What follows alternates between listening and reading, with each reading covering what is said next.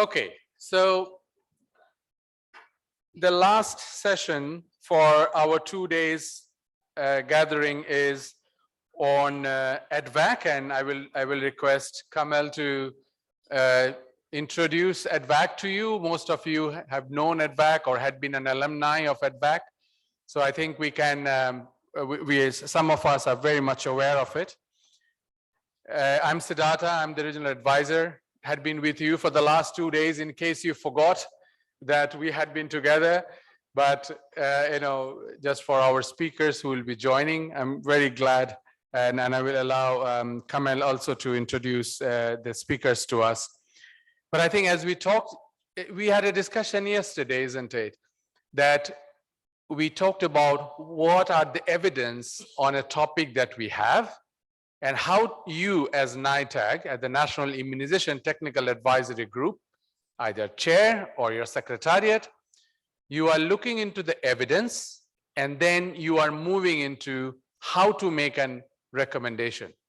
That is what we learned yesterday, and we have heard from Ole Wichmann. He wears 2 hats as Robert Koch Institute in Germany, but also the chair of the European Technical Advisory Group of Experts, and a very concrete example around the use of herpes zoster vaccines. So I think there is another component to it. Now you make a recommendation as a NITAG. We want to take this a bit further with ADVAC discussion today. How are your recommendations being taken on board by the Ministries of Health and by the government? But I think let us be very clear on this one. Not all recommendations could be taken by Ministries of Health or the government for an implementation. It's not a straight line. The Ministries of Health, the government, and the interested parties may have their own considerations for making that decision. But I think there need to be a dialogue. So as ATAG, as we have said yesterday, Ole is here, Marianne is here. They do make a recommendation to the regional director, but then the regional director and the secretariat where we sit in, we look into those and I try to see what are the programmatic considerations for those recommendations. Then we come out with our own program considerations, which you then look into it.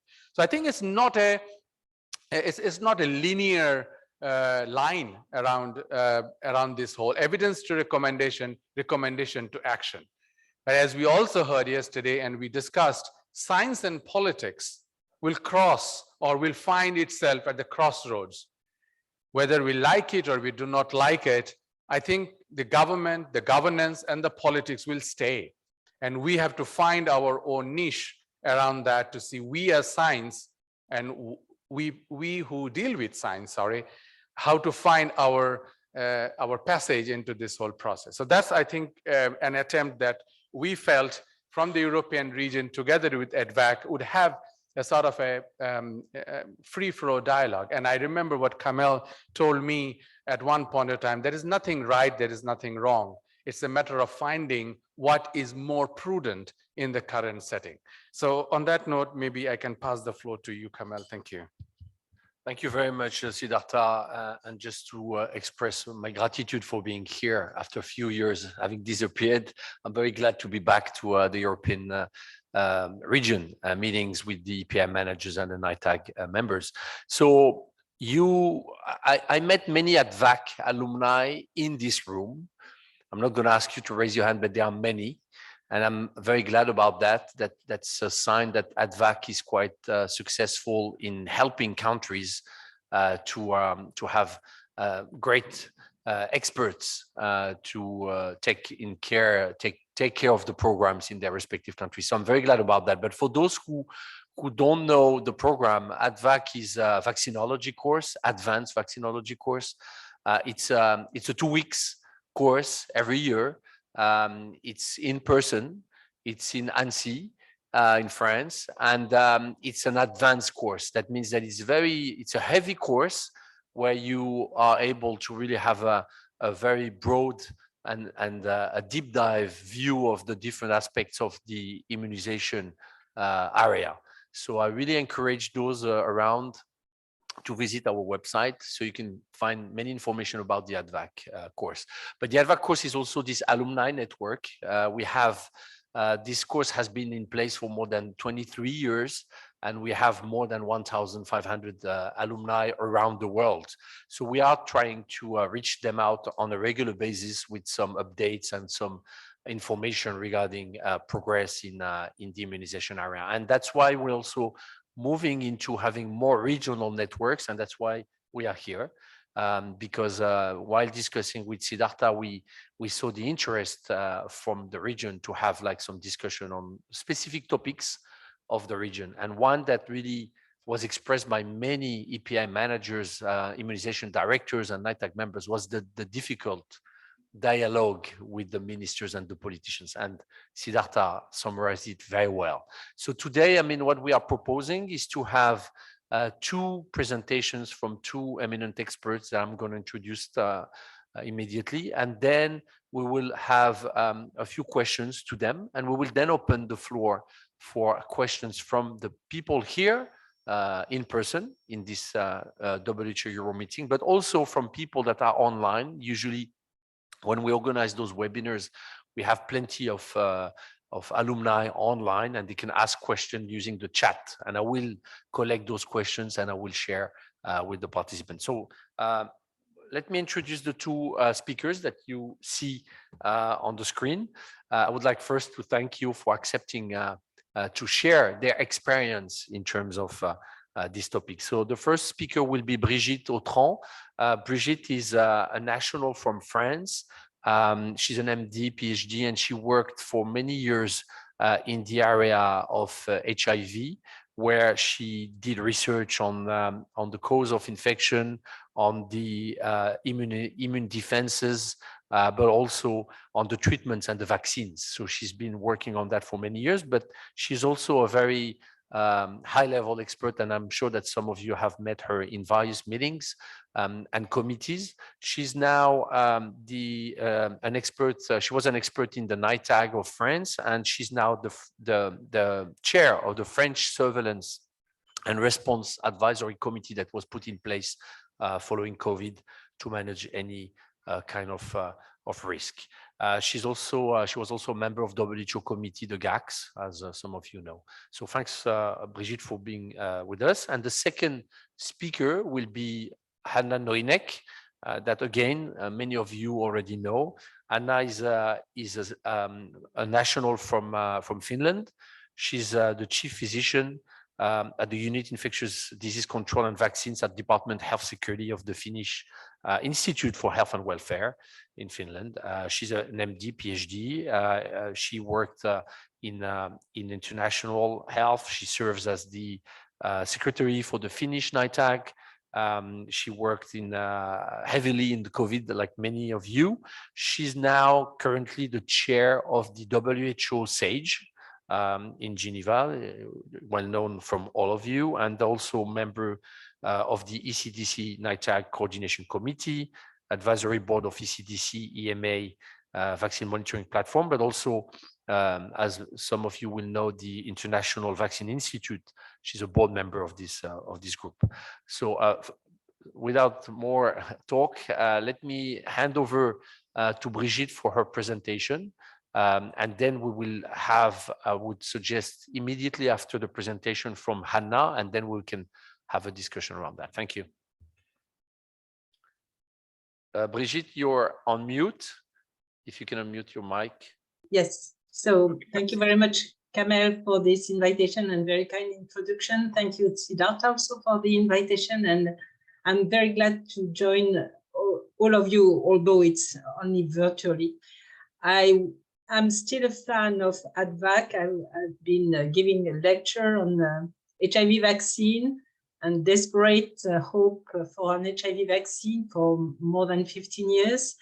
And as said, Kamel, I've been part of the GACS and a member of the French NITAG. And I'm now chairing one of the committee, which is providing advices to the government for future sanitary risks.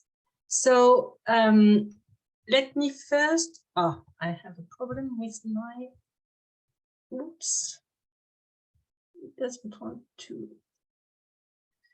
Okay, so do you see my screen? Okay, so let me first introduce the very peculiar French picture. France is a quite complicated country. Each country has its peculiarities. And in France, we have, of course, permanent NITAG, permanent public health authorities, which are represented here in gray in the center of the slide. And the French NITAG is nestled in the frame of the Haute Autorité de Santé, HAS, and it is highly connected to the agency responsible of surveillance of sanitary risk, Santé Publique France, and it is also highly connected to a body which is charged of advising for midterm and long-term risks the French government. During the crisis caused by COVID, the government, and particularly the President of the Republic and the Prime Minister, felt the need for enhancing their capacity to receive advice from the scientific and medical community. It's not a lack of confidence, of trust in this permanent body, but it's probably linked to the personality of our president and his strong appeal for science. And this is the reason for which he decided to create parallel advisory committees to these permanent bodies. So first, he created the Scientific Council on COVID-19, and in parallel founded the Vaccine Scientific Committee. I will come back on these committees later on. Second, when the vaccines were here and when the strategy for immunizing the population was ready to be developed, he founded a committee for preparing strategies of immunization, and other committees I will not go into details, the CARE and the CCL. I will mostly mention these three committees. And those, I have to remind that they were created during the crisis, during the emergency law, sanitary emergency law that was very specific in France and probably in other countries, and authorizing very specific measures linked to emergency. But this emergency law was stopped by law on the 31st of July, 2022. And then the Prime Minister and the President of the Republic had to cancel all these committees while these permanent bodies remain as permanent. But the head of the country felt the necessity to maintain some scientific advice close to the government. And they created the committee I am in charge of, the COVARS, which is charge of surveillance, scientific surveillance and anticipation for sanitary crisis. And that is related to the two ministers of health and research. So in this very complex stage, there was some constant timelines, and I will focus on the capacities and the relationship of these committees with the government, and I will not mention the relationship of the permanent bodies with the government, or very briefly. So this Scientific Council, Vaccine Scientific Committee, Scientific Committee for Strategies of Vaccination were all sharing the mission of issuing simple opinions that were based on science and evidence-based medicine, that were not binding on the government, that were prepared and published in complete independence from the government, and that were aiming solely in the light of the general interest of the country. These bodies were composed purely of academic people with a strong remain independent. There were no administrative people in these committees. They all declared, of course, their conflicts of interest and tried to avoid any conflicts of interest. And they were working either on referral from the government or on self-referral capacity.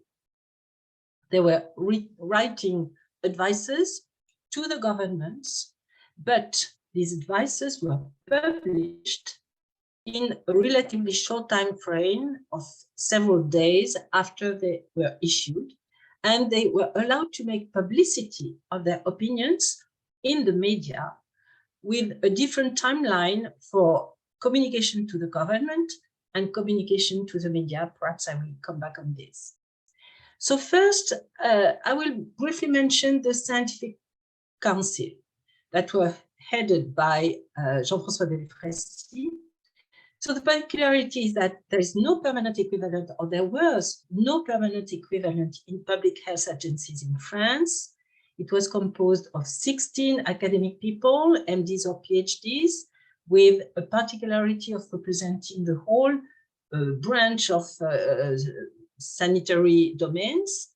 And they had in their activities, at least the chair of this council had very frequent contacts during the crisis with the Prime Minister and with the President of the Republic, either in the Sanitary Defense Council, where they were supposed to give advice and propose solutions to the President, and they had also regular contacts with the councillors of the Prime Minister and the President of the Republic. And this council was meeting very frequently, several times a week during the crisis, with more than 300 advices published in 2 years. So this was the scientific council providing advice on any domain linked to the crisis: masks, lockdown, immunization, etc., or treatment. I will now focus on the 3 committees that I was or am a member of, that were also for the first 2 created during the crisis. One was the COVID-19 Vaccine Scientific Committee that was held and chaired, by Marie-Paul Kenny, a former Vice DG of the WHO, that was specific for COVID-19 crisis, no equivalent in the permanent public health institutions. And its role was to counsel the government on the purchase of vaccines. It was highly linked to the scientific committee I mentioned previously. A second committee was the Committee on Immunization Strategies, the COS, that was chaired by Alain Fischer, a very famous immunologist in France. That was also specific for the COVID-19 crisis, but it was, and this is very important, it was created in parallel to a permanent body, in parallel to the official NITAG, which is providing the regular recommendations for vaccine strategies, including the COVID vaccine strategies. So here we had to face a difficulty with 2 bodies with the same goal of advising the government for vaccination strategy, one permanent, the CTV, one specific for crisis, the COSF. And then I will focus on the committee I'm chairing right now, which has been created after the end of the sanitary emergency law in August 2022, which is composed also of academic, and what is very important is including members of the civil society, which is reporting to the 2 ministries of health and research, and which has a very broad portfolio with sanitary risk linked to infectious disease, of course, and particularly in the context of One Health, but also risk linked to food, climate change, and pollution. So what can we say about the relationship between the Vaccine Scientific Committee dedicated to COVID-19 and the government? As I said, its role was to consult the government on vaccine purchase. And I was member of this committee, and we provided advice on all the vaccines that have been finally authorized in France and in Europe, and also on vaccines which were not authorized or not yet authorized. A challenge we rapidly met was that the counsels we could provide were limited by the context, which was extremely good and extremely beneficial for all of us, this context of a global, common European Union vaccine purchase. So each government provided advice, and each government provided advice based on its own scientific committee. So the challenge was to agree on the different advices. So, but before this European organization was set up, we had to provide advice sooner to the government in terms of which vaccine would be to buy in the near future when they would be authorized. And we provided advice to the government concerning particularly the AstraZeneca vaccine, saying that it was a very good vaccine, but we gave a word of caution to the government, asking for waiting for more clinical data before putting hands on this vaccine. And also we provided advice for the Sanofi Pasteur and the Valneva vaccine, saying that, again, we had to wait for some more solid data before agreeing to purchase. And finally, the government decided to buy anyway, to buy the AstraZeneca vaccine, which was a good decision, finally. So they did not follow us, but finally it was a good decision. And they also decided to support the Sanofi and Valneva vaccine, although we were at that time not really in favor. So the second committee, the Committee on Immunization Strategy, was created 6 months later, also purely academic, with members of civil society. And as I said, with the challenge of paralleling the Permanent National Advisory Committee on Immunization Practice. And this was a difficulty in the mission and in the functioning of our committee. Nevertheless, this COS committee published 74 advices, either referred by the ministries or self-referred, and their advices were on how to develop the vaccine campaign strategies, how to prioritize specific groups, how to do the primary immunization, taking in account the limitation of access to doses, how to space the doses, etc. And an important point was that the COS was the first committee to, I think in the world, to recommend a third and fourth injection in the context of primary immunization for the specific group of severely immunocompromised people who were not responding well to the 2 regular injections of the primary immunization. We did that in coordination with the medical societies for transplantation, for hematology, for oncology, etc. However, the advice that we provided of authorizing a third and a fourth injection was officially followed by the government and by the permanent NITAG only several months later. So there was a lag time between the position of the scientific and medical position of the COS to recommend this extra immunization and the official recommendation of the countries.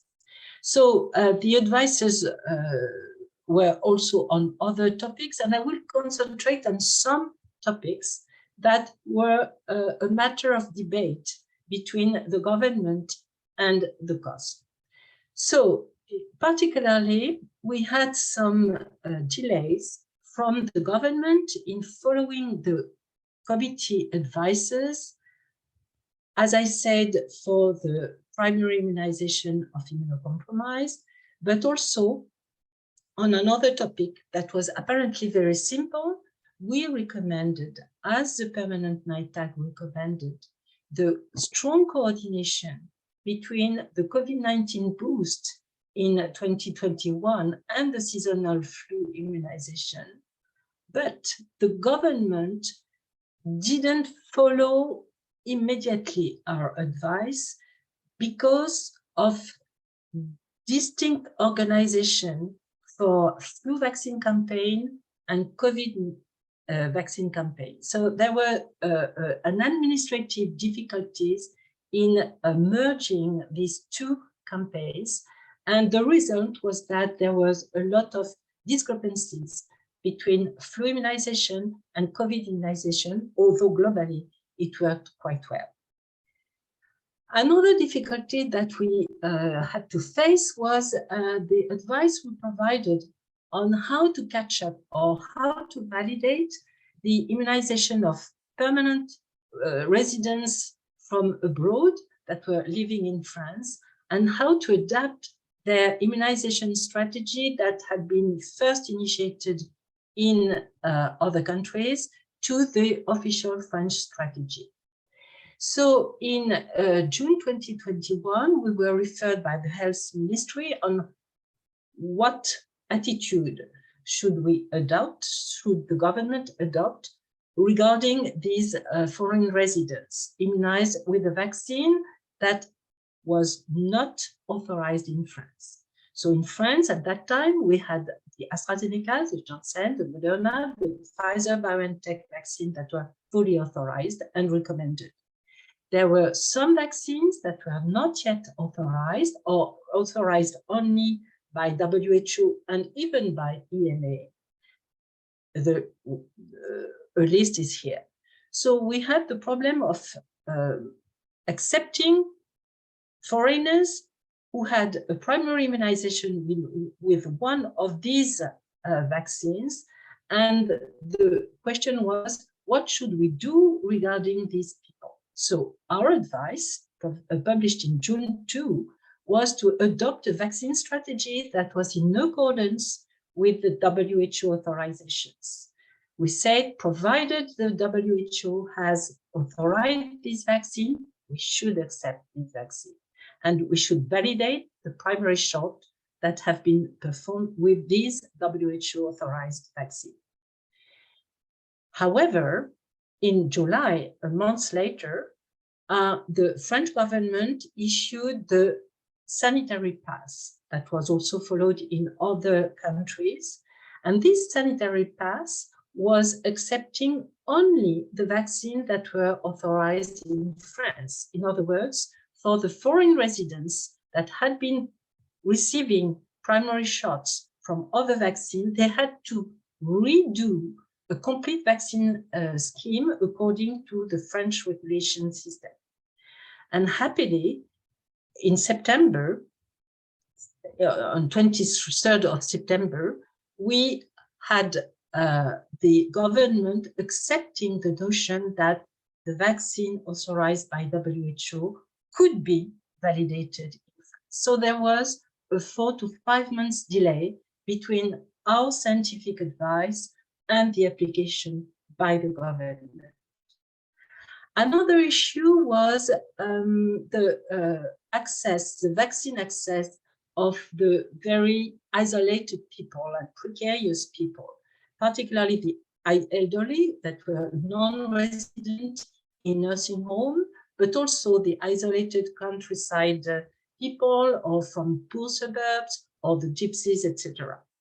So globally, we have to recognize that the vaccine campaign in France, as in most European countries, was a real success with some age ranges that were reaching 100% vaccine coverage. But I would like to focus on this group of 80 years old and above, who in the end were vaccinated.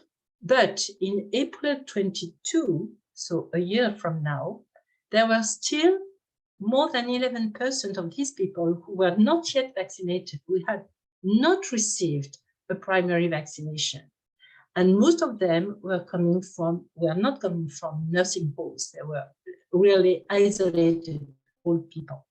And if we compared with other European countries, and particularly to Italy and Spain, almost 100% of these more than 80 years old people had been vaccinated. So we had to analyze why, despite the recommendations, these relative failure of reaching isolated people could have happened. So what was the cause? Was it a governmental failure? Was it a governmental blockade? No.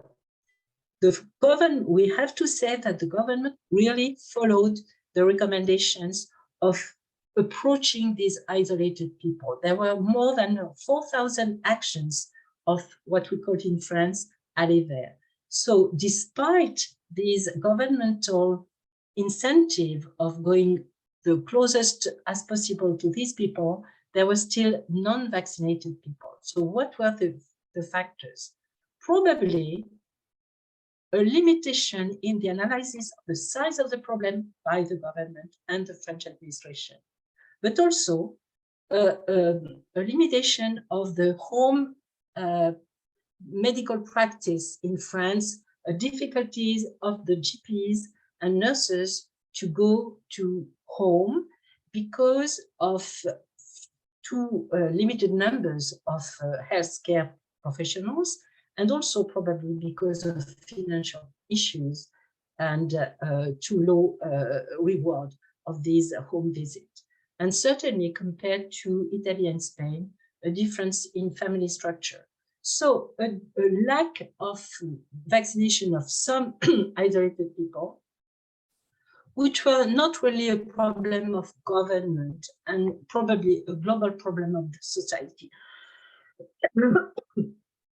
Then we have to go to the Morrison Committee that was created since the end of the emergency law, the scientific committee for survey and anticipation of sanitary risks. So we were asked on September this year, 22, on whether the government and the administration should normalize the practices regarding the handling of the COVID-19 crisis. And we provided advices to the government since this time. And in October 22, we said to the government it was too soon to normalize the handling of the COVID-19, not because of the acuteness of the COVID-19 crisis at that time, but because it was still in the context of the triple viral winter epidemics in France as in other European countries. So globally, the government followed our advice, particularly on non-immunization issues, masks, analyzing vaccine coverage. It also followed our advice on how to handle the French reactivity regarding the China epidemic wave. And it also followed our recommendation to boost again the vaccine campaign to re-immunize the very fragile and severely immunocompromised people. However, there was still limitation in the government application of our advice, and particularly on our advice to boost the vaccine campaign and to boost the vaccine campaign regarding the bivalent vaccines. And this resulted in a very low vaccine coverage of the at-risk population, more than 60, and for the at-risk population.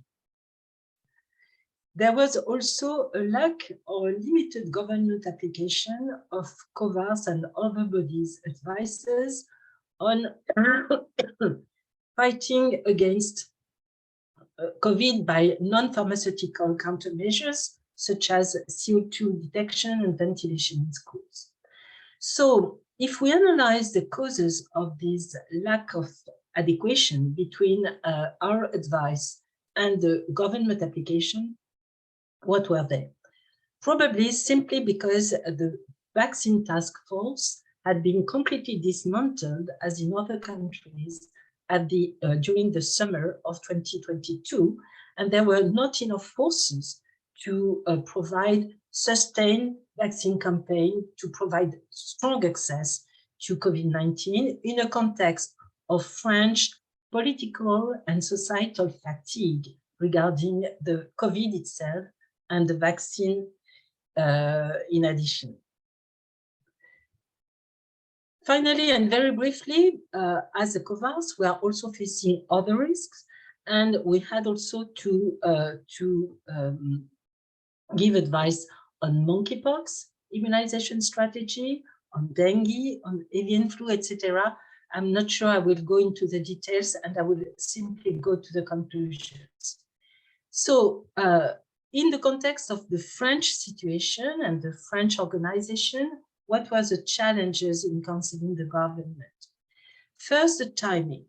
The timing is different between the political timing, which has to be in days, decisions have been taken to be taken in days, lag time with media time, which has to be provided in hours, while the scientific time is usually in terms of months, and the MDs in terms of minutes to months for regarding the decision to care people and to immunize people.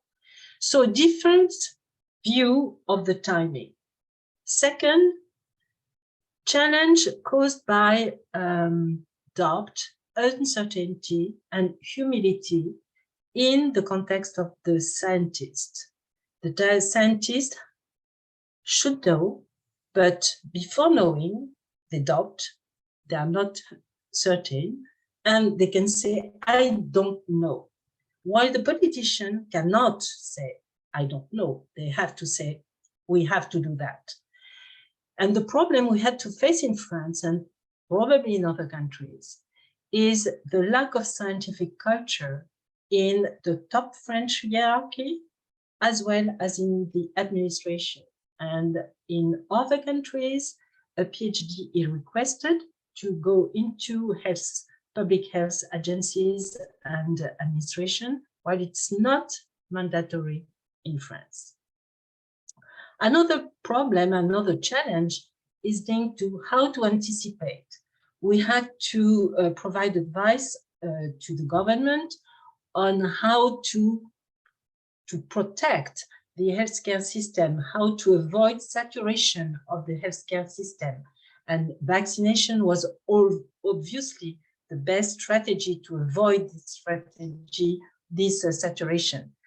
And we had to convince the politicians that vaccination, immunization was the best policy. We had also, of course, to convince the population. And you know that in France, we had quite a high number of anti-vax people. And finally, the agendas are not the same between the scientists and the politician, as I said. And the political agenda is punctuated by elections, while our agenda is punctuated by evidence-based medicine. And in conclusion, we concluded that the evolution of the pandemic and of the scientific knowledge on vaccine efficacy and tolerance has imposed frequent adaptations of objective and modalities of vaccine strategies by using a kind of emergency procedure of science that was not obvious for the politicians, that was not obvious for the government, that was not obvious for the society. And to make that more obvious, more comprehensible, we had to communicate extremely frequently in the short, mid, and long term during the immunization campaign in order to reinforce the acceptability of the measure, both by the government and by the population. And beyond these difficulties, I have to recognize as my colleagues, so I interviewed Jean-François Delfrécy and Alain Fischer, Marie-Paul Kenny, all of them and myself conclude that nevertheless, despite these challenges, in France, as in other countries, certainly, there was a reasonably good follow-up of most scientific committees' advice. But at least in France, the result is that the government felt the necessity and the will to maintain a scientific committee close to the government, but independent from the government, in order to receive advices, to have these advices public and known by the population in order to improve this trust in how to fight against crisis. So I'm finishing here, and thank you for your attention. Thank you very much, Brigitte. Well, thanks for sharing the challenges, but also the successes during this COVID outbreak. Just a reminder for people online, you can ask questions in the chat. Don't hesitate to put them in the chat, and we will address them later. So let me hand over to Hanna for your presentation. Sure, thanks a lot, and let's see that I get my full screen there for you. Can you see it? Can you see it? Yes, we can see. Oh, good. Okay. So my talk is somewhat different. Just first, my conflicts of interest. I'm a vaccinologist at the government office here in Finland, where I look through public health eye, but I'm also a private practitioner where I look into matters through an individual eye. And then, as said by Kamel, I chair the SAGE WHO SAGE working group since January, but before that I was chairing the SAGE COVID working group, which was actually a very good task because it helped me in my NITAG work here in Finland. But my background is really being a clinical trialist in low middle income countries, and that's sort of my background. So what I thought I'll share with you today is examples from Finland, how politics actually played into science and public health during the COVID-19 pandemic. And I'll take 4 examples: vaccinating in hotspot areas in the very early spring 2021, and need for boosters to adults for 2021. And then what threat the long COVID has in motivating a vaccination, and then additional doses to any adult who wants it in fall 2022.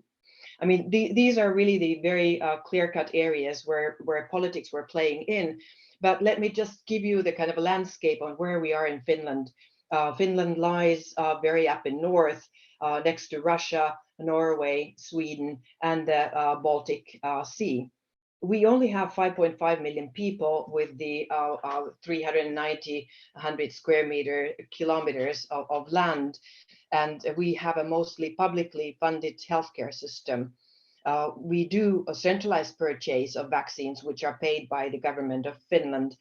And during the COVID times, we joined the EU procurement so that we didn't have to do bilateral negotiations, but we actually got them through joint procurement.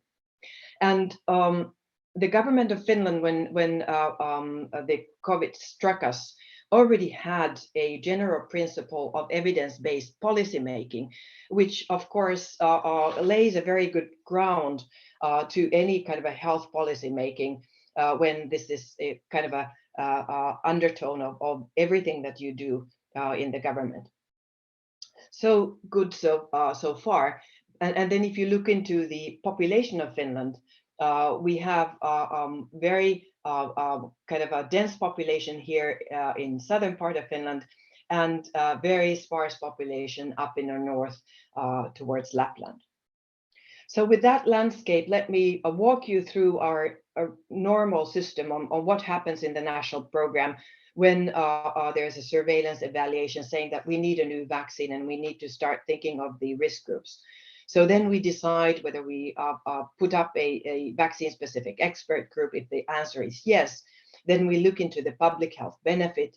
We look into the vaccine safety on individual and population level. We build a transmission model to that so that we understand how the infection travels within the population. And then we usually do a cost effectiveness calculus. And even though we don't have a certain threshold for what the quality adjusted life year should cost, then it's sort of like there is one. But of course, with the COVID, it was costing so much that cost effectiveness was not the alternative here. But we actually wanted to go along with the regular procedures so that this kind of a expert opinion work being done under our institute would then come up with an expert group recommendation, which then feeds into the National Advisory Committee on Vaccine recommendation. And then our institute, the Finnish Institute for Health and Welfare, provides its recommendation, which it then puts to the Ministry of Health. And they may want to consult the Advisory Board of Communicable Diseases for commenting. And then the Ministry of Health makes its opinion, and it ends up in the budget with a parliamentary decision. And then a new vaccine is entered into the program. So this is in the peacetime.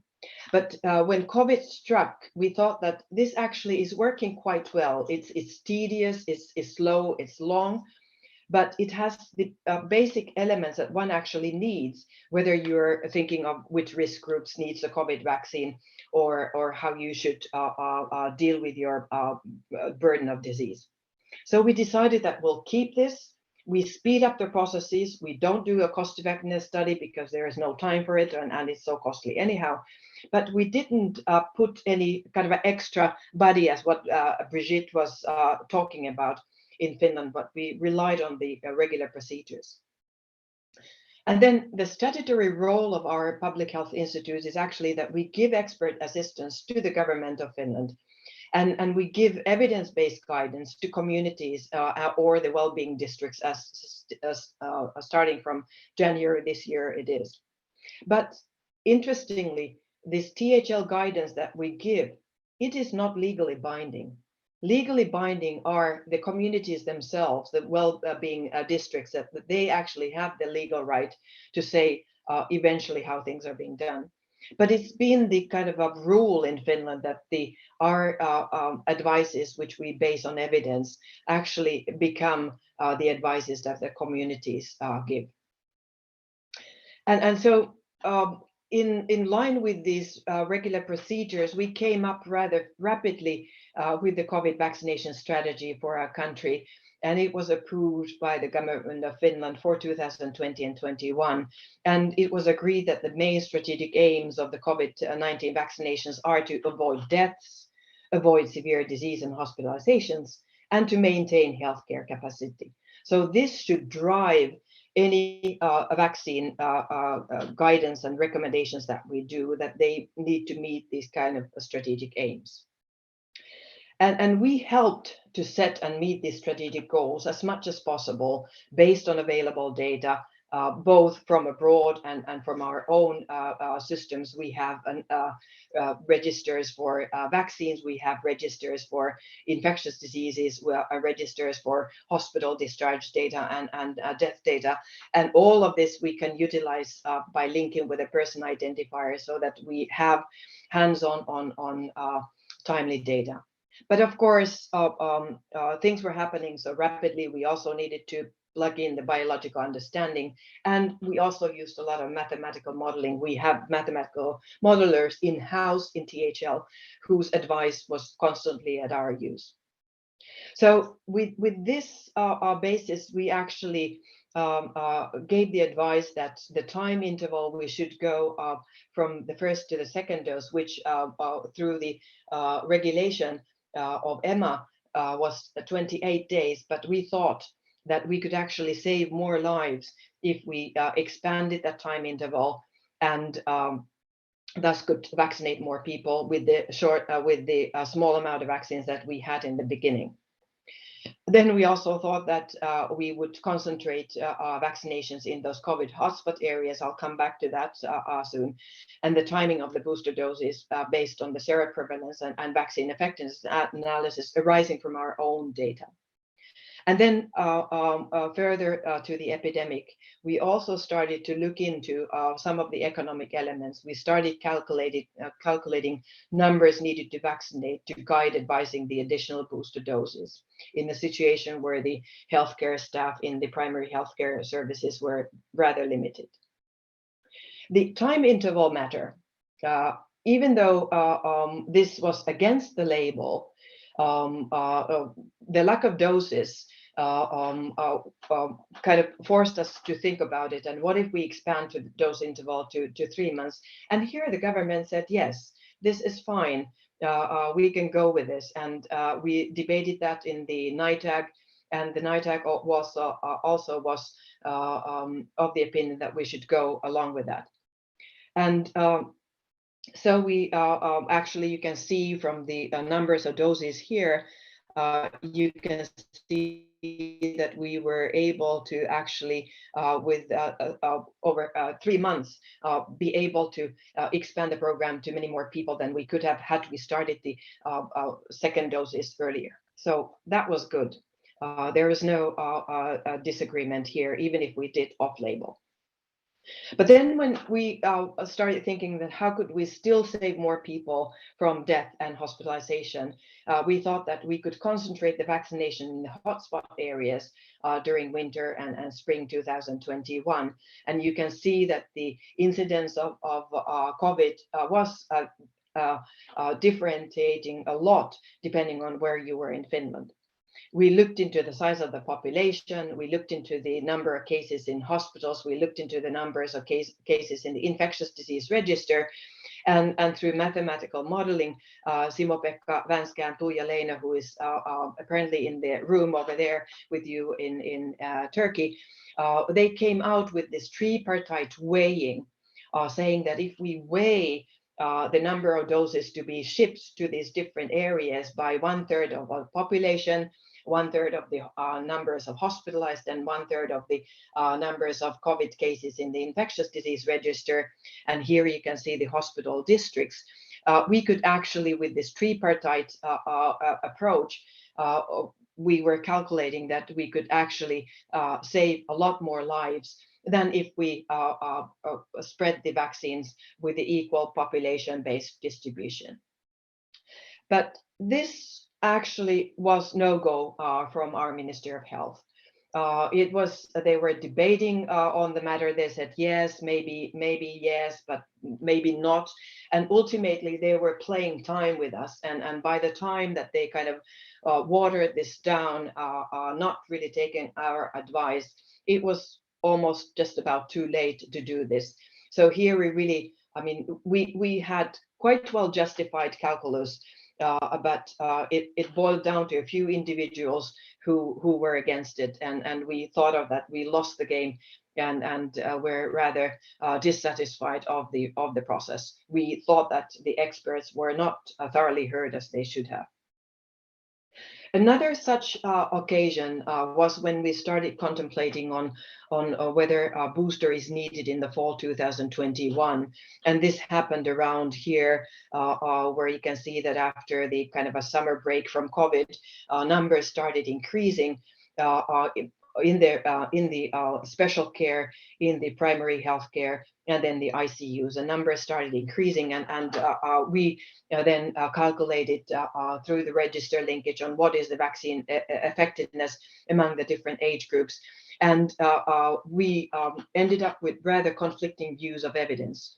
In a Public Health Institute, we said that the vaccine against hospitalization and death is still very high among working age adults. And vaccine against infection is even with the Wuhan and moving on to the Delta, moderate and short-lived. And we were already starting to give booster doses to the elderly and those with underlying medical conditions. But the Ministry of Health, they were of the opinion that, yes, we also need to prevent infection among adults. And we were saying, no, that this is not really, this is going against our jointly agreed vaccination strategy. And it actually ended up that the ministry then just purely listening to themselves really changed the COVID vaccination strategy in November 2021 so that it included also the strategic aim of preventing infections. And we were disagreeing with saying that if we put that as an aim, it's a very short-lived aim, and that leads to repeated booster doses, which are not biologically justified. And it actually ended up with a media kind of a false balance situation where these two operators, myself giving the face for our institute and the ministry of speaking for the government. And of course, the media loved it, but it made very difficult to carry out any kind of a respectful discussion. And it ended up to a situation where the unknown governmental sources were targeting myself, actually, and saying that the Ministry of Health wants her to resign. And then our director in the 1st of December came out in the medical paper saying that and he publicly declared that it's unacceptable that one substance matter expert is being targeted from unknown governmental sources. And he was very adamant about it, that it's the job of experts, not of politicians, to evaluate vaccinations and give guidance on expert matters. So then came after Delta started coming Omicron, and then we started seeing the rise in the cases, and gradually we also speeded up on giving the booster doses, but adhering to the strategy that you should prioritize the elderly and those with underlying diseases. Around that same time, early January, the Ministry of Health also wanted to declare the interim report of the long COVID working group that she had nominated, and that she also used as a political situation on motivating vaccination against COVID. And she actually went to the media saying that those who fall ill with COVID, about half of them will fall ill with long COVID. So she was really putting a threat scenario in January 2021. And several of the members of that working group, the long COVID working group, said that one should not make politics with our report and misinterpret the data, which is still very heterogeneous and hard to draw very significant and robust conclusions on. So also that time, the Ministry of Health was scaring the society on saying that if we don't close down the schools, that we will have many more cases, and they will be ending up in hospitals and with long COVID. And you can just see here, Ville Ranta is one of the comic strip artists in Finland, who were actually picturing this on what's going on in Finland between Ministry of Health and her population. So we continued with our doses, giving them according to our advice, despite the conflicts that we had with our Ministry of Health. And gradually then we started giving booster doses when it was obvious that the Omicron is speeding up the waves. And so we started giving the 4th doses. And here with the fourth doses, we ended up again with another kind of a difficult situation with our ministry. The ministry was saying that all those adults who think that he or she needs a booster dose should be allowed to get it. And we were saying during the fall 2022 that the seroprevalence really is very high in our population, working age population, and only in the older age groups that the seroprevalence is not very high. And also we had a good grasp of the hybrid immunity through the nuclear antibodies versus the regular spike protein antibodies. We could say that hybrid immunity was very high, especially in the working age adults, speaking for no need for additional booster doses yet.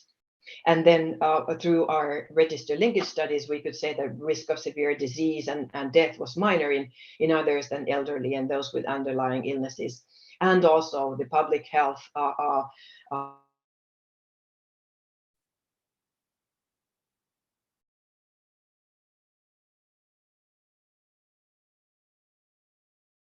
So I don't know, we lost Hanna.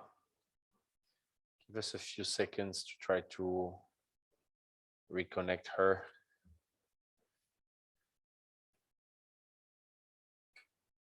I think it's probably on her side.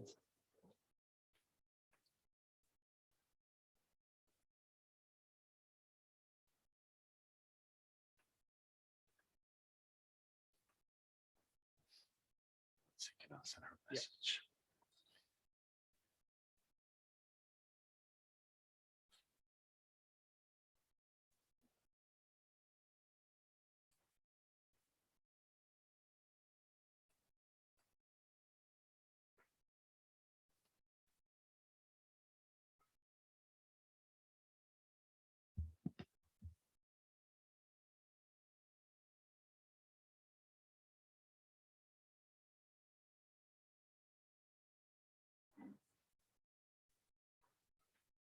So I suggest maybe, we can start take care of some questions maybe to Brigitte while we reconnect Hanna. Yeah, thank you so much, Brigitte, for outlining so eloquently what has happened in France. And I'm sure colleagues sitting here, the National Immunization Program from the Ministries of Health will relate very much to what you have said. So thank you so much for outlining. While Hanna gets connected, I think we have seen some differences, but while some similarities as well. Brigitte, you talked about the new committees being formed in France, while Finland used their existing committees. Having said that, whether you have a new committee in place or you have an existing committee being used for decision-making process, I think the decision makers will also have their own say into what the recommendations are being suggested. Can I ask you one question, Brigitte, as you outlined that? You talked about a few times when there was a time lag between the decision made by the committee, which you were part of, and then the adoption of those recommendations by the ministries, and that has happened not once, several times, isn't it? So just curious to see, why do you feel that, or did you feel that the experts in your committee struggled to make their point to the decision makers on the validity of their recommendation? And how do you think this can be changed, what you have learned now moving forward? So first, I would like to say that I have focused on some difficulties, but I am insisting globally, all went smoothly, and there was generally no delays between the recommendations and the applications. So there was, I was focusing on some obstacles. Yes, the committees did their best to convince the governments. The scientific rationale was really strongly written. The evidence-based medicine was really strong as possible at that time. It's not always, it might also be an expert opinion, of course, but there was this difficulty in France of having two committees advising for the vaccine policy. And this was really a difficulty. I have to say it was not accepted well by everybody in France. And it's probably the decision of doing that by the government was probably linked to the necessity they felt to have a committee that was purely dedicated to vaccine strategy and not committed to other vaccine strategies, but also because of internal organization of these agencies that were felt to be a bit too heavy and not amendable for specifically during the crisis. So it's part of French difficulties. Yeah, thanks. I see, Hanna, you are back. So do you hear us? Yes, I do. When did I get dropped off? I didn't realize that at all. I mean, it didn't tell me. How far did you get? Maybe, I mean, and I suggest that you continue your presentation. I think if you can project your slides, I think you were at slide number 20, if I'm correct. So you got dropped off here with the additional booster doses. Yeah, you were talking about the booster. I think you were almost done with that slide, and then it stopped. Thanks. Oh, strange. Oh my gosh. Okay. So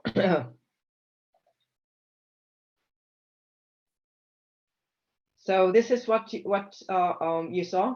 Yes, correct. You were I think you finished that one. Okay. Yeah.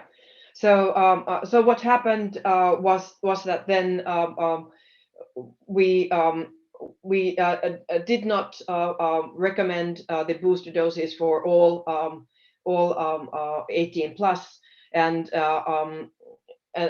when looking into the data both on the hospitalizations in the healthcare and special care and ICU, and the deaths that were kind of slowly rising but not really being anything tremendously horrible, then the government of Finland actually did not want to change the law to allow this new change on giving the vaccine to all those 18 plus. But instead, they asked us to make an agreement with between THL and private medical centers to give COVID vaccines to those 18 plus who want them and are willing to pay for their visits. But until today, only approximately 11,000 doses have been delivered. So this hasn't been a huge success. It was a lot of work to make these agreements for actually very little in return.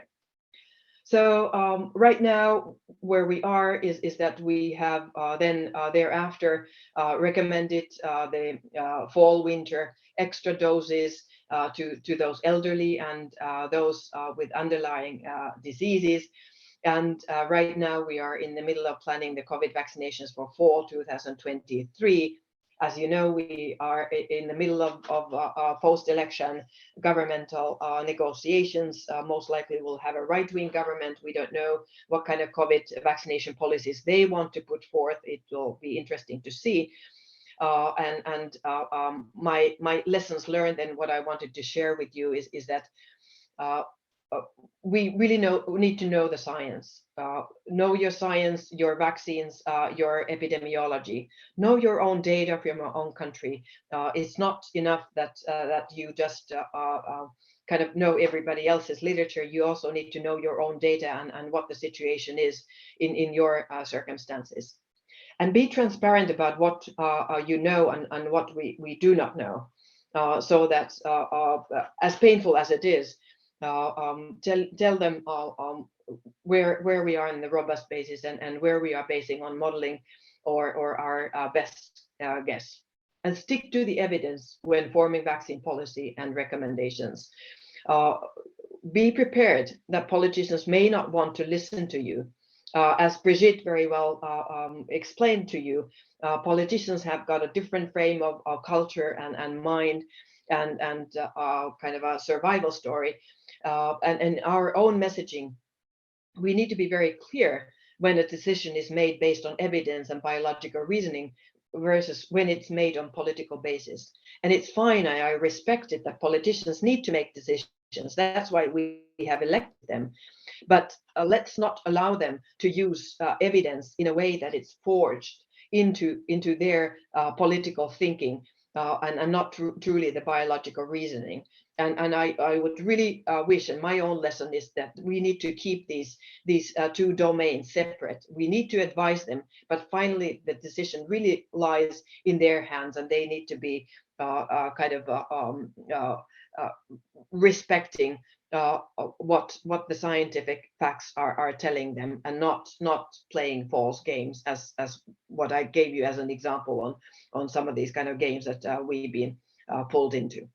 So that's pretty much on what I wanted to share, and I'm sure that in the room, if Mia Conti and Tuija Leino are there, who also have been walking with me in all of this, I'm sure that we can share our experiences further.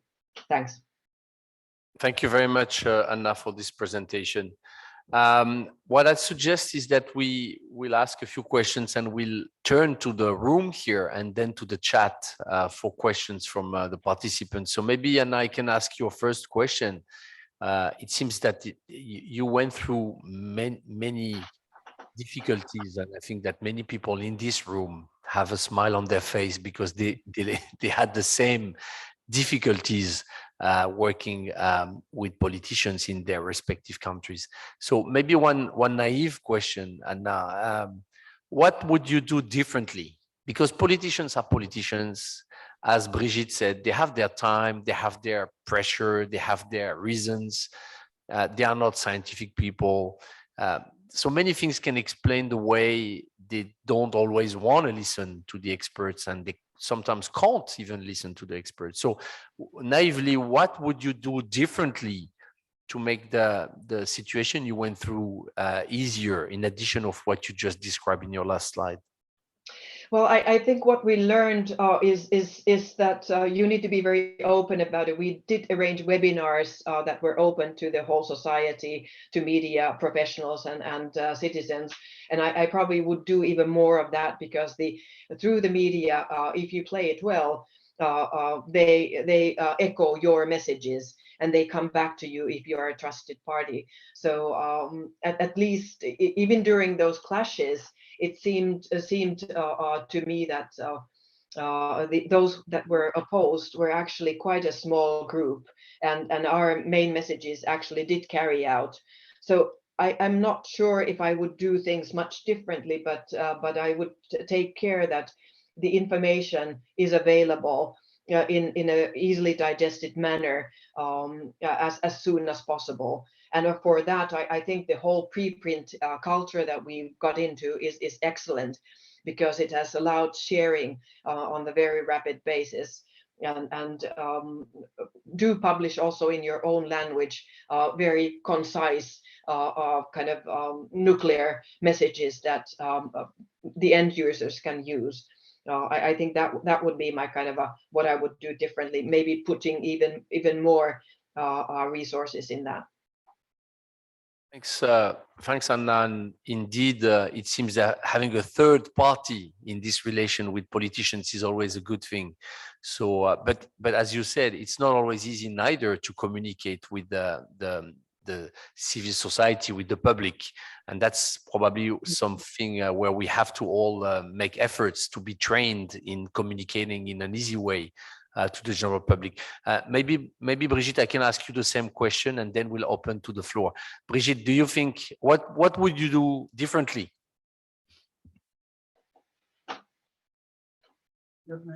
So what we are trying to prone as a permanent committee now is to convince the politicians that we have to promote society empowerment, and to have not only top to down recommendations, but to listen at the society and to be much more in contact. And we are convinced it's good for the politicians also to be more aware of what is really thinking the population.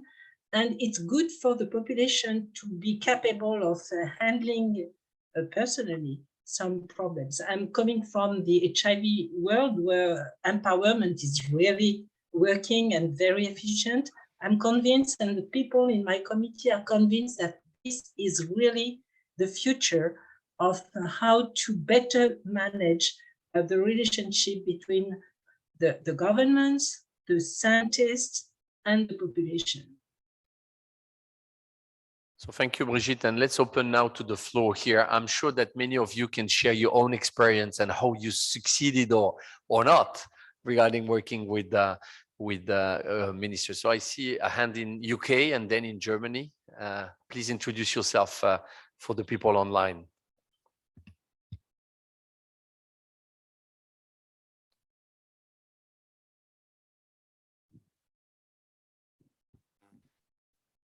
Thanks. Andy Earnshaw, I'm head of the JCVI Secretariat in the UK.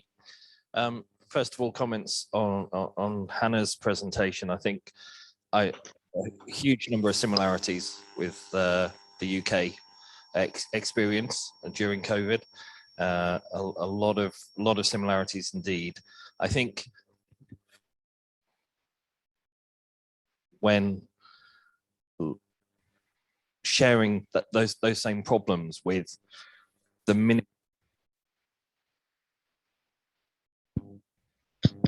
cutting out, sorry. The ministers, those at the top, that's better. They spent a lot of the pandemic looking at numbers of cases. And when numbers of cases went up, they wanted them to come down. And so when the vaccines arrived, what ministers wanted was to see the numbers come down. And so every time they went back up again, they wanted to vaccinate as many people as possible because they were looking at the end point of infection, whereas JCVI were very much looking at the end point of serious disease and death. And I think that's my take on that. But my questions to Brigitte, if I understood correctly, the NITAG in France wasn't giving advice on how to use the vaccines, and it was a separate body. How did the members of the NITAG react to that? And did they go to the media? Did they make noise? Maybe Brigitte, if you can respond to that question, and one that was online, okay. why there is a different process created in that case? So if you can do those two questions in once. Yeah, it's really a difficult question, and it was the decision of the president and the prime minister. The CTV NITAG was not fully happy of having this double committee, of course. This committee, the crisis-specific committee, did its best to correspond and to discuss with the official CTV. So there was no discrepancies in the strategies, and in the end, the government was wise enough to try to refer on different questions, the CTV and the cost. So to your question of were they happy? No, they were not happy, of course. And for the future, when I accepted the new job of this permanent committee, I asked the government never duplicate again the situation of double referral. Thank you, Brigitte. I have Ole from Germany.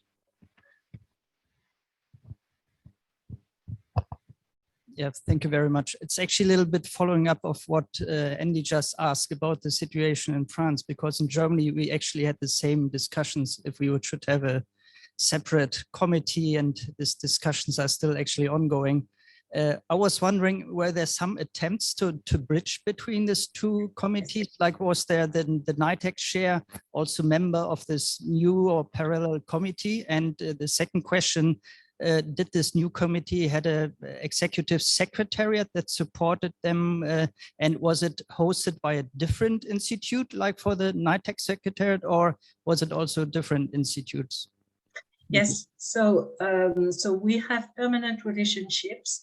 The members cannot sit in both committees. It's not possible, but we have very regular meeting. As I wrote in the chat, in the peacetime we have meetings every 2 months about, and in crisis time it should be much more frequent. And we are referring directly to the ministers of health and ministers of research. So we are not appointed at all. All are benevolent, and we are receiving funds and support directly from the two ministers for a secretary and handling the publications.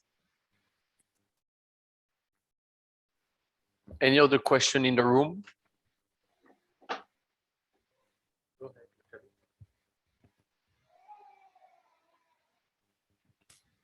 Natalie from WHO. Thank you. I'm Natalie from headquarters in Geneva, WHO. So my question was relating to this breaking the binôme and having a third party being involved to also weigh in, and how to involve maybe the patients and the public or the patients more, and probably involving them through more active, I don't know how to put it, but I guess more active interventions from providers. And I'm thinking, we had a discussion yesterday about the importance of pediatrician establishing a trust and convincing the parents to vaccinate their kids.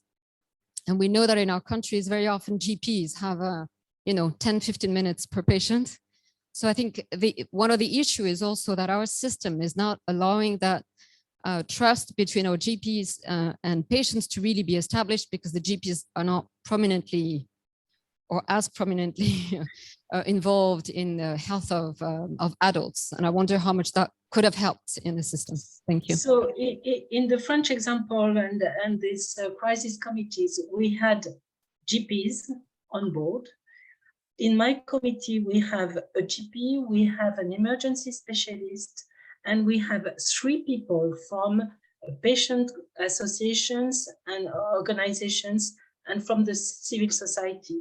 And it's I fully agree with you. It's extremely important to have representative of the society and of the GPs and the primary care facilities.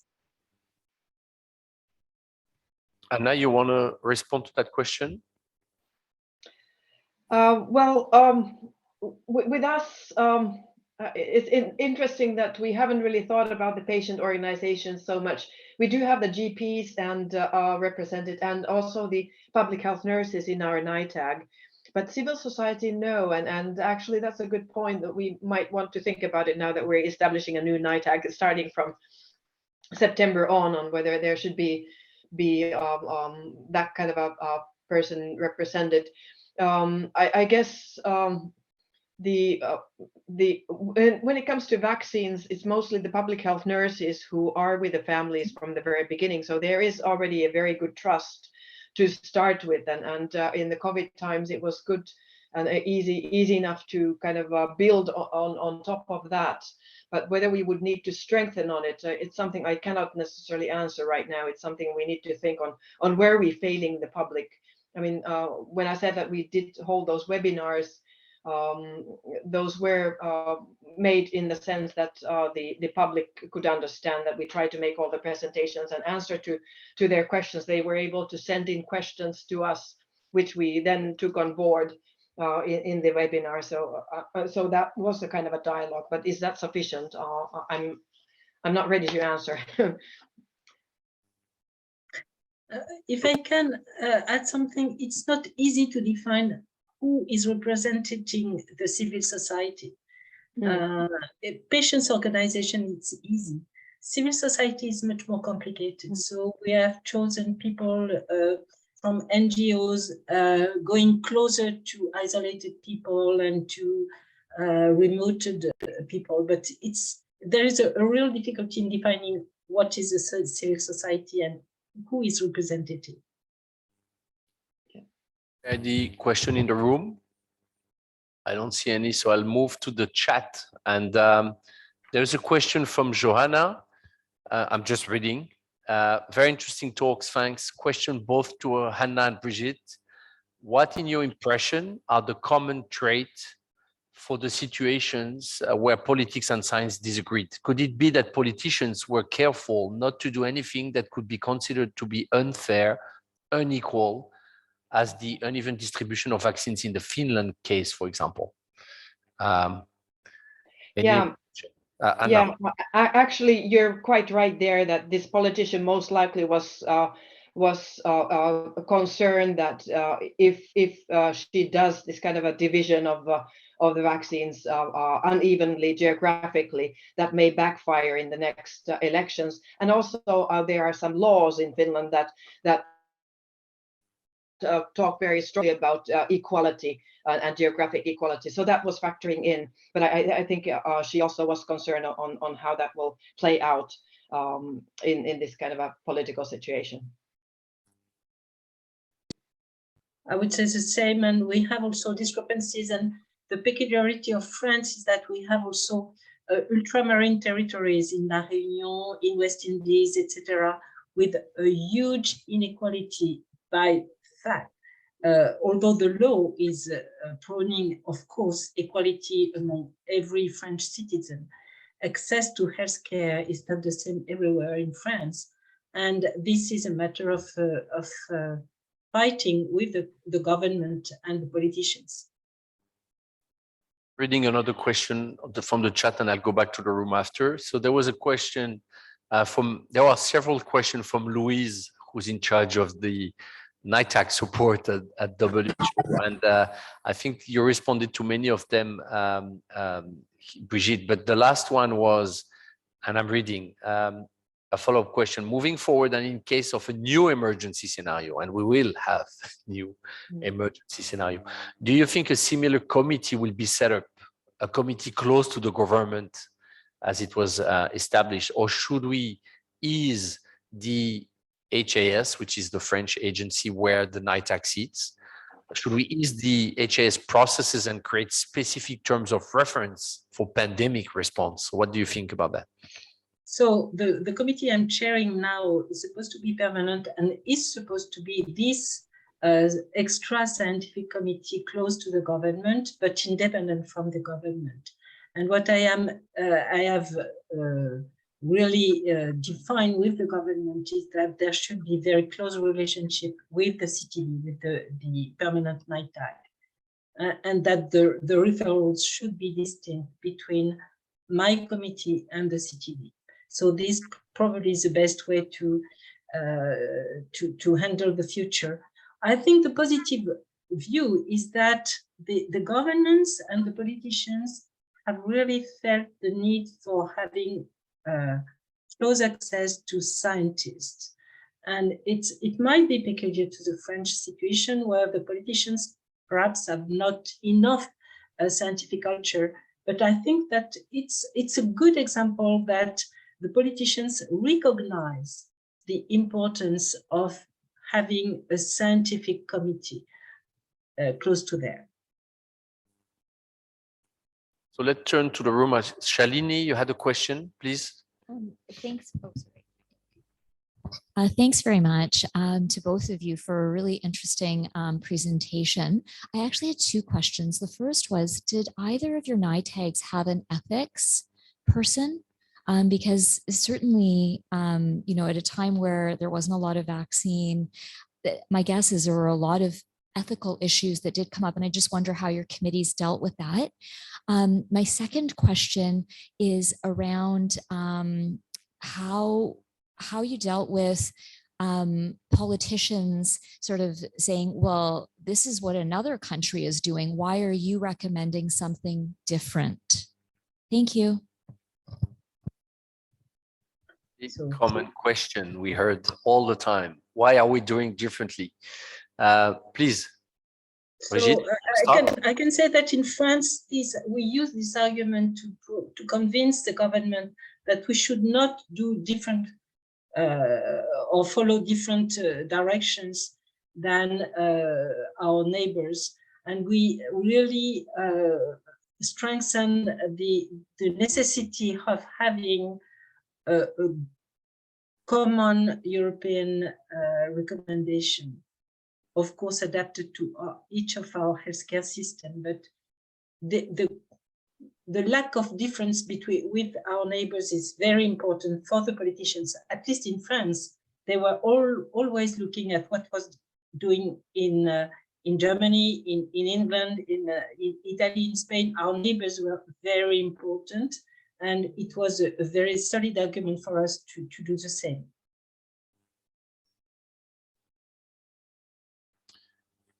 And now, I have a question. I don't know. Are you online, Hanna? You seem a bit froze. I'm here. Oh, you're here. Okay, so the image was. Yeah. Yeah, I have one question for you online. It's more technical question. You said it's from Beata Halassi. You said that the seroprevalence was also guiding decisions on whom to vaccinate and when. Could you elaborate it more closely? Did you measure systematically response to vaccine or disease by some methodology? Did you use such data for decision and who needed to be vaccinated? Yeah, thanks. A very good question. And we're lucky that we have an immunology lab in THL and an immunologist, Merit Melin, helping us in all of this. So what we did from very early on, we started with the serosurvey that we did on a kind of a random sample basis, and to see on how the epidemic is proceeding.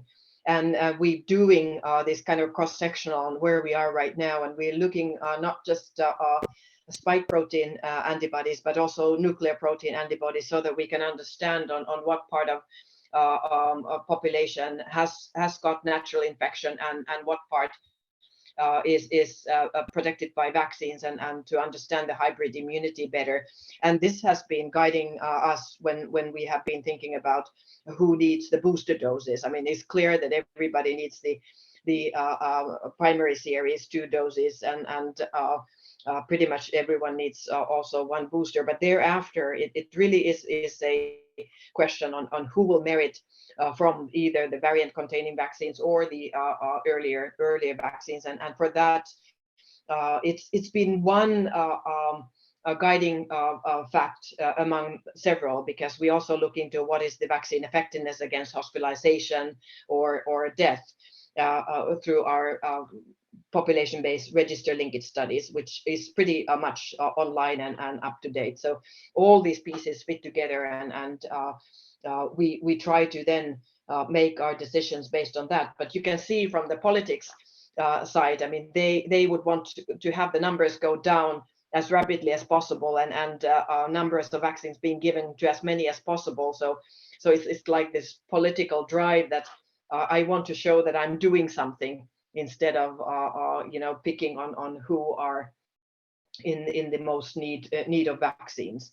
And I think one of the issue here is also the resources, that it seemed like during the COVID time that resources were limitless, and that's not the case. I mean, our primary healthcare was really suffering from a lot of lack of resources, and thinking of vaccinating everybody with a 4th or 5th dose, it just wouldn't make sense. It would be an opportunity cost that is away from somewhere else, and we try to kind of put forth these facts as much as possible. Before handing over to our host to close the session, I just wanted to ask a last question, which is really related to what you just said, Hanna. So to both of you, I mean, many partners are in this room, starting with the first one of your daily work, I would say, is WHO, but you also have ECDC, you have academics, you have other. What do you think what kind of additional help you think would have been great to get from the partners during those difficult times, I would say, when it came to discuss with the ministers and with the authorities? Is there anything you see that partners should do more to help for the future? So any idea? Brigitte, you want to start on that? I think the difficulty is to communicate, the bidirectional communication between scientists to the governments, scientists and the population, and population to the governments. So we need to have scientists in communications or specialists in communication working with us. I think this is very important. Brigitte, Hanna, any idea? Well, I think Brigitte is right that we need different professional groups helping us, behavioral scientists as well as communicators. What we found very useful was also having Nordic COVID vaccination people talking together on weekly basis, sharing our data, sharing our plans of what we're going to be doing next. And we actually carry those out still, not every week anymore, but every second week. And it's been very, very useful. So I really applaud my Nordic colleagues on sharing confidential data very early and giving heads up. So that has been extremely important.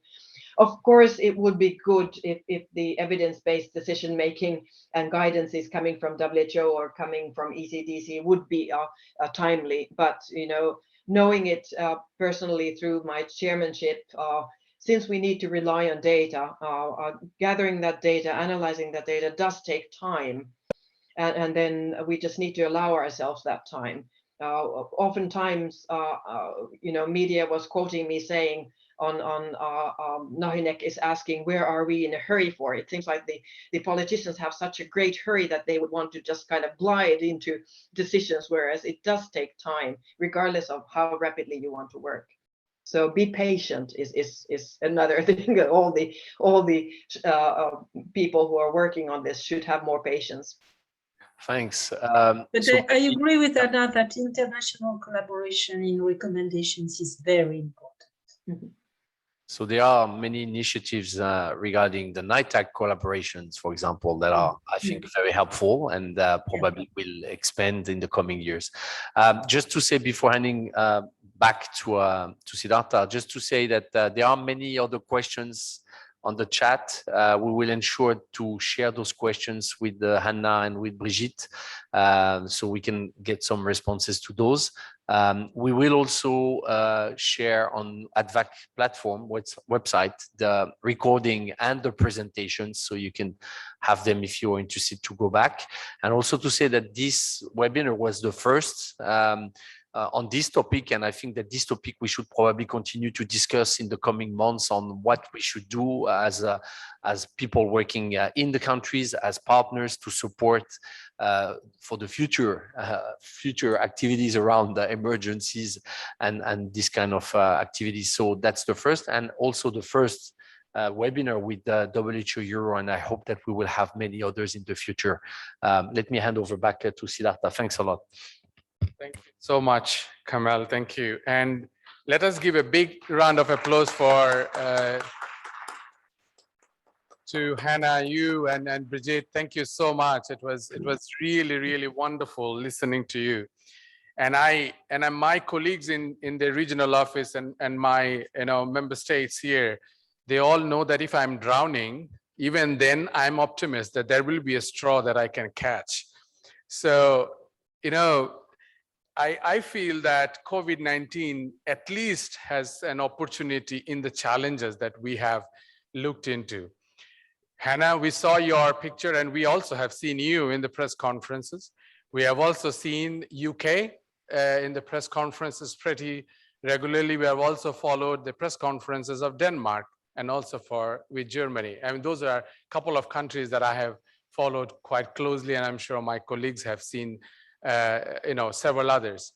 What I feel is the COVID-19 has allowed that platform for politicians to come a bit closer to what the science does. And I think we should see that as an opportunity also within the existing challenges that we have all talked about. You know, Hanna, you showed a great example. You already had a long process of yes, no, come here, go there, and make a decision. You made a decision that let us continue with that process, but with maybe some modifications. And I think this coming closer was an opportunity for politicians of, they have their own mandate, so did the scientific committees. So I think in the new future pandemic, I'm sure if the same politicians survive the next pandemic in their own mandate and role, I'm sure they will be asking less difficult questions to you all, because you have sufficiently sensitized them on viruses, bacteria, seroepidemiology, and mRNAs and others. So a big thank you to you both, and also to our national immunization programs and the NITAGs here. You have done a fantastic job. And the other part that I always feel that Agenda 2030, both at the global level and also at the regional level, we have one new thing to do, and that is talking to the non-traditional stakeholders. And we had been discussing this for the last 2 days. Let us look within ourselves whom we did not talk to until yesterday. In terms of immunization, we cannot remain within our two meters capsule. We need to break this glass ceiling and talk to different other people whom we did not talk. And that talking will need a different style of communications. And thank you so much, Brigitte, you and Hanna, for raising that we need to talk differently. My minister in India, where I come from, did not go to medical school like I did. And so hence several of your ministers did not attend the medical school. It's tough to translate all these volumes of evidence which is out there in the internet to be made palatable, digestible, and so that they can make a decision. But I think we as a medical community also have learned quite a bit. And I think this COVID-19, like I said, looking into opportunities within the challenges. So thank you so much, Hanna, to you and to Brigitte for sharing this and being with us. And another opportunity for COVID-19 is Zoom works. We can't believe, isn't it? France and Finland talking to us in Turkey, and I think several other online colleagues who have joined from the ADVAC community. But before I close this session, thank you, Kamel, for suggesting this beautiful topic to us, and also ADVAC coming closer to WHO European region, and I'm sure this collaboration will continue. Thank you so much. Merci beaucoup, Brigitte and Hanna. Thank you so much. Thanks a lot. Thanks for having us. Thank you. Bye-bye. Bye-bye. Bye-bye. Well, thank you so much. So before we finish this meeting, can I request Umit to please join